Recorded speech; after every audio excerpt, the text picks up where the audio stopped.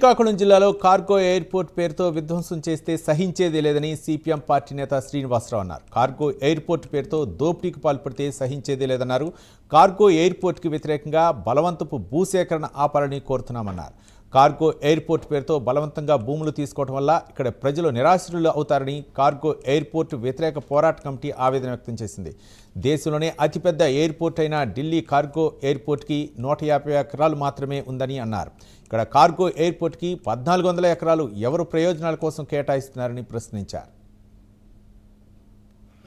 పచ్చని పొలాలతో విరాజిల్లుతున్నది. నేను దారి పొడవునా వస్తూ చూస్తూ ఉంటే అంతా కూడా జీడి మామిడి, కొబ్బరి, ఈ రకమైనటువంటి వాటితోటి పచ్చగా ఉంటుంది. ఉద్యానం అంటేనే రాష్ట్రంలో పచ్చదనానికి ఒక ప్రతిరూపంగా ఉన్నది. ఈరోజు కార్గో ఎయిర్పోర్ట్ పేరుతోటి విధ్వంసం చేయడానికి పూనుకోవడం చాలా అన్యాయమైన విషయం. ఇది సహించరానటువంటి దుర్మార్గం. ఇక్కడ ప్రజలందరూ వ్యతిరేకిస్తున్నారు. ఎక్కడైనా అభివృద్ధి జరిగితే ప్రజలు మాకు తోడ్పడుతుంది అనుకుంటే ప్రజలే కోరుకుంటారు. ఇక్కడ అసలు కార్గో అవసరం లేదు. పక్కనే భోగాపురం ఎయిర్పోర్ట్ వస్తున్నది, ఈ పక్కన మూలాపేట మన పోర్ట్ ఉన్నది.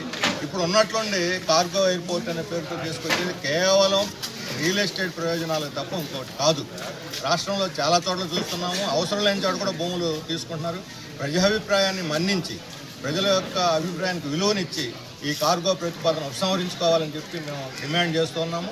అంతేకాదు, ఈ ప్రాంతాన్ని అభివృద్ధి చేయాలనుకుంటే ఇక్కడ జీడి మామిడి వాళ్ళకి 12-13 వేలు కనీస ధర రావాల్సింది. గత 2-3 ఏళ్ల క్రితం అయితే 7,000, 6,000 ఉంది.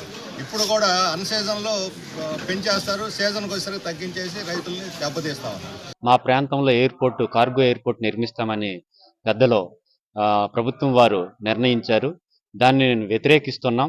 వ్యతిరేకంగా 240 రోజులు ఈ రోజు అవుతుంది. నిరసనల ద్వారా అనేక రూపాల ద్వారా మా ఉద్యమాన్ని ప్రజలు ప్రభుత్వానికి తెలియజేసుకుంటున్నాం. కానీ ప్రభుత్వము ఏమాత్రం కూడా కనీసము మాది పోరాటాన్ని గుర్తించడం లేదు. ఎవరో కొంతమంది నాయకులు చేస్తున్నారని ఈ రోజు వరకు చెప్తున్నారు.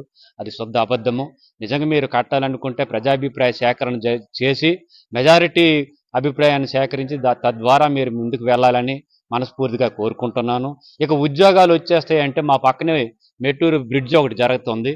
కనీసం బ్రిడ్జ్ జరిగినప్పుడు మా ఊరు నుంచి ఒక కూలీ కూడా తీసుకుని వెళ్లకుండా మీరు నిర్మాణాలు చేపడుతున్నారు. అలాంటిది ఎయిర్పోర్ట్ వచ్చేస్తే ఇక్కడ ఉద్యోగాలు వస్తుందని మేము ఎలా నమ్మగలుగుతామని ఈ సభాముఖంగా తెలియజేసుకుంటూ సెలవు తీసుకుంటాం.